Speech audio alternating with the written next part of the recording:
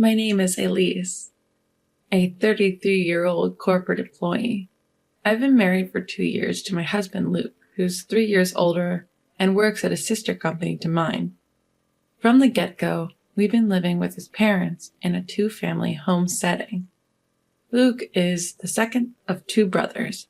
He has an older brother named Cody, who's 6 years his senior. Before we got married, it seems like Cody and his parents were the ones living together. Cody's wife, Christy, however, is a chatterbox and pretty competitive. She often clashed with her similarly strong-willed mother-in-law. Eventually, Cody and his dad got fed up with these family squabbles and decided to move out. But Luke had been living alone since he started working, so neither of us ever really considered the idea of living with his parents. So when his mom abruptly announced, "After you two get married, you'll be living with us," not only were my parents and I shocked, but so was Luke. "Why now? I thought we were going to live in my current apartment at least until we have kids, since it's convenient for Elise's commute." Wait, thought? That makes it sound like living together was inevitable. Despite that unsettling feeling, we realized the commutes would be roughly the same whether from Luke's apartment or his parents' house. Plus, their house, built by Luke's grandfather, is pretty old but has a main house and a guest house, so we thought we'd have enough privacy. So we agreed to move in. Once we did, though, I quickly regretted it. At that time, his mom, in her mid-60s, started complaining about back pain and dizziness. She pushed all household chores onto me, from cleaning their house to laundry and shopping. I work full-time, so even sharing chores with Luke barely kept our lives and his parents' lives in order. Then came the unexpected financial burden. Firstly, the guest house needed serious renovations. The guest house looked livable from the outside when we first saw it, but once you actually go in, there's no denying it needs more than a simple patch job. The bathroom, kitchen, roof, floors, everything shows significant wear and tear. But hey, it's our space. Of course we're going to pay for the renovations. What caught us off guard was when my mother-in-law saw the newly renovated guest house and demanded we do the same for the main house. "Surely you wouldn't fix up your guest house and leave your parents to live in a run-down place." "But we can't afford to do everything all at once." "Why is Elise working then? To support us, her in-laws, right?" "Exactly, Luke. We blessed you with marriage. You should serve us in return." And so, not only did they want the house renovated, but they wanted new high-end furniture and appliances, saying the newly renovated rooms deserve the best. On top of that, they even make us pay for every little thing, from a single green onion to a roll of toilet paper. Despite trying to save by bringing our own sandwiches, my in-laws order delivery or dine out daily. And guess who pays for that? They use the family card that they made Luke get. Thanks to this situation, Luke and I struggle to save even a tiny bit of money. Every month, right before the credit card bill is due, we're stressing out, trying to balance the family budget. We've both talked to my in-laws saying, "Father-in-law, mother-in-law, we appreciate you, but you need to tone it down a bit." Luke even added, "Exactly. From renovation costs to daily expenses, utilities, and even property taxes, you're making us cover it all. Children supporting their parents is only natural." "Yeah, are you out of your mind complaining about this?" We'd been severely scolded, ending in a pattern where both of us would resort to crying to get our way. But even that lifestyle had gone on for over 2 years. Just as we were approaching the 3rd year, my mother-in-law and the Cody couple suddenly told us, "We're moving in. You have to move out." "Christy told me that Cody got laid off," they said. "Cody was actually spared, but chose to get laid off instead to save a colleague with kids. He's such a kind-hearted soul." "But you have 1-year-old twins yourself. How irresponsible can you be? How will you manage living expenses if you move in?" "Cody graduated from a prestigious university. Unlike you, Luke. He can find another job in no time." "Then why does he need to move back home?"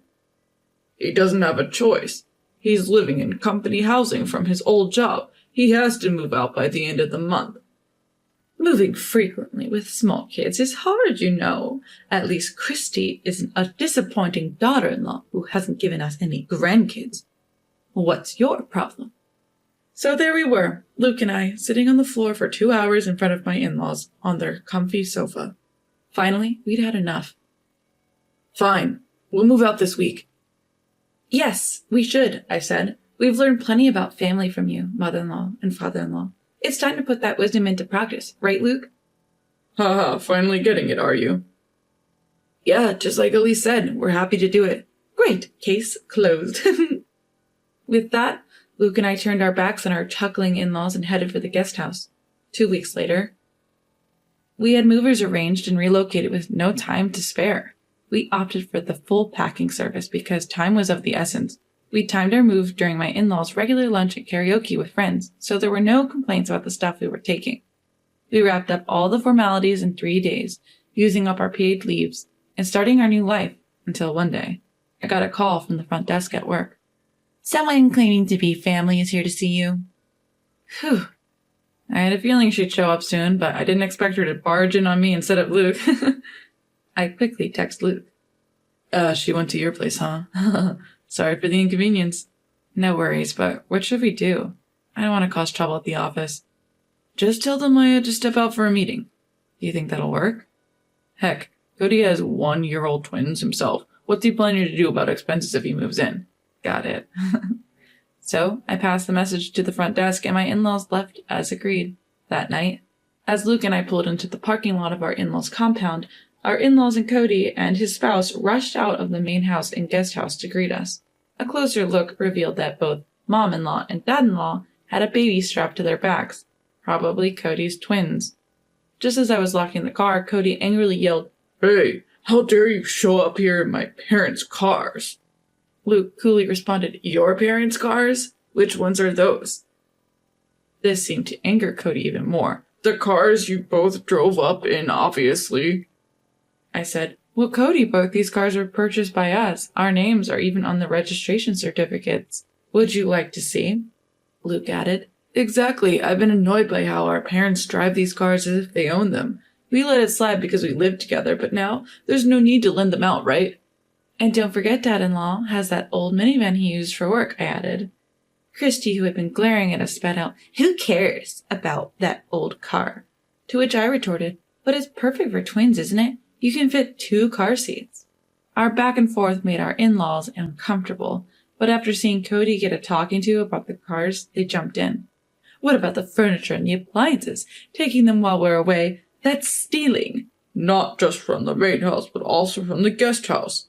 "Yes, Cody and I can't live without those." That's when Luke said, "Why would we have to leave them?" "Look, I get what you're saying. We're using the guest house anyway, but there's no reason to dip into the main house too," as things started heating up even more.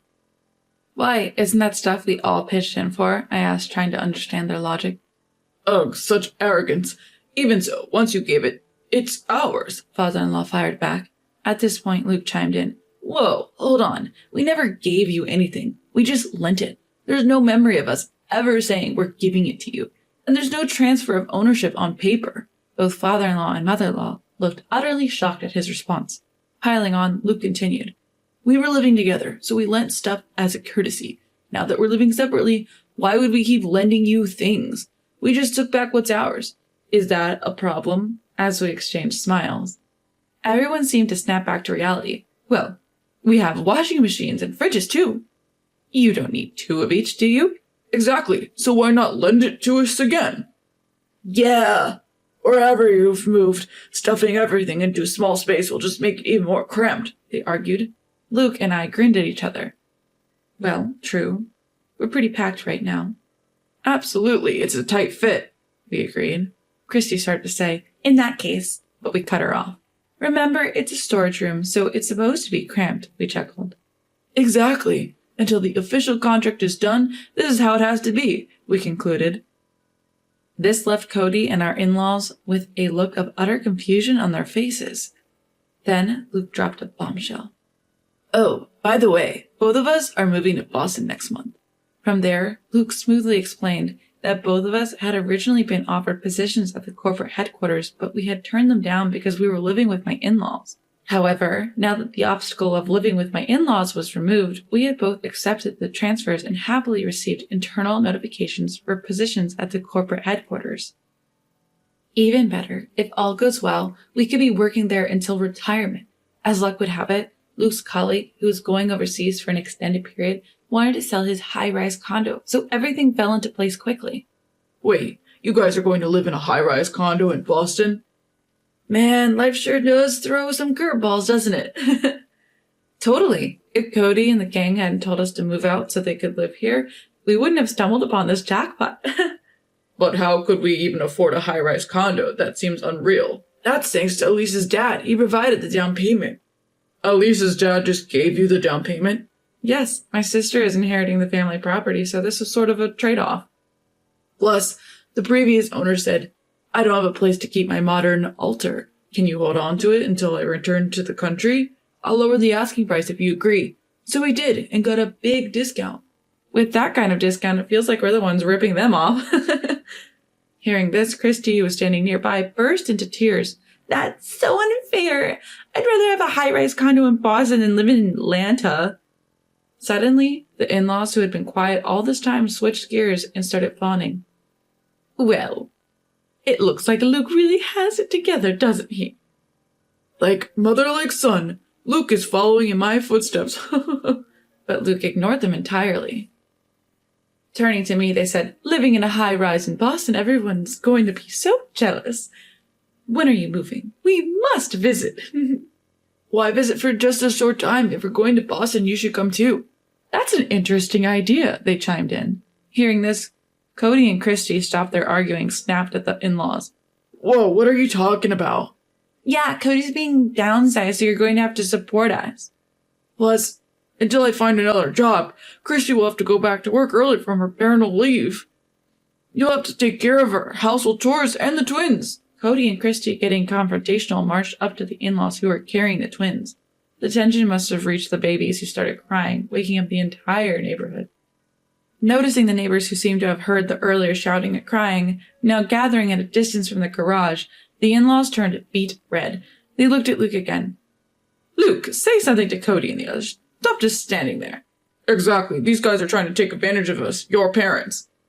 Luke laughed out loud. So this is like a battle of wits between a raccoon and a fox, huh? Turning to the bewildered faces around him, he grinned and explained, if both couples, you and us, don't work, our family finances will collapse next month. Christy, fuming, asked what this meant. That's when I chimed in.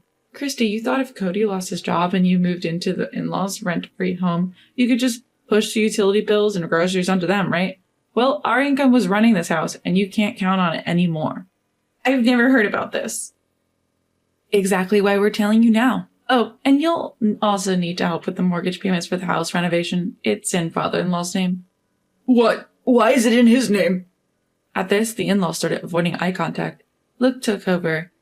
I wanted the loan in my name, since I was paying for it, but Dad insisted it would be shameful, so we used this property as collateral. Until now, we've been transferring money into Dad's account to cover the loan. Cody, you'll need to chip in starting next month. Of course, the in-laws and Cody were against it, but Luke firmly declined to continue payments. We're going to give up the inheritance, so Cody, as the one who will inherit, you better take good care of your parents and the family home, I firmly told him. When my mother-in-law insisted, but children are still obligated to take care of their parents, right? Luke brushed it off, saying, well, considering we've been covering your living expenses and loan payments for the past 2 years, I'd say that pretty much balances out any future caregiving costs I'd have as a son, don't you think? Finally looking at me, he said, let's go home, love. I responded, goodbye, everyone. I doubt we'll meet again. Take care. The next day, Luke and I sold off the furniture and appliances we'd moved from the main house, along with 2 cars we wouldn't need anymore. When Christy texted us, if you don't want it, give it to me, I simply replied, why? And blocked her. After that, the special leave granted for our job transfer wasn't enough. We had to use up our remaining paid vacations to finally finish moving into the apartment. Buying the high-rise condo would take more time, so the first year, we decided to rent, thanks to the generosity of my boss who owns the place. The weekend arrived, bringing a bit of calm after the storm of recent days. Gazing at the city lights, Luke broke the silence. I know I've been a hassle this time, but thanks for sticking with me. What's with the formal tone all of a sudden? I joked, but Luke continued. When we first got married and the idea of living together came up, I should have thought things through. But back then, I was just happy you chose me over Cody, who I've been compared to since we were kids. He went on to say that we'd been mindlessly following his parents' wishes ever since. But then, when they told us to move out so they could bring in Cody and his family after the company restructuring, it struck me. How could they say that after being such a burden on us, financially and otherwise? And then I thought about how much your parents must worry about you, given your situation. So I sent an apology email to your parents. They responded, "If you promise to make our daughter happy in the future, the past can be forgiven." So when they discussed the down payment, they lent it to us without a hitch. Then Luke promised to do everything in his power to protect our life together, just the two of us, and our future children, if we were blessed to have them. On the other hand, it seems my in-laws are struggling, even pulling their retirement income. They can barely afford the loan for the home renovation. There's no way they can cover living expenses for 2 households. Plus, Cody's attempt to find new employment have been a series of failures. They're forced to make do with Christy's salary now that she's returned to work and what the in-laws earn from their part-time jobs at local senior centers. Arguments are frequent, often loud enough to hear outside the house. A former colleague texted me saying there's even gossip about them skipping town. Since they've cut off all contact with Luke and me, including anything that would require sharing personal information, they resorted to reaching out to my parents. But my dad, annoyed, changed his phone number immediately. Considering they had always belittled my family and didn't even bother with pre-marriage courtesies, changing a phone number is a small but significant step. Now they have almost no way to get in touch with us. What goes around, comes around.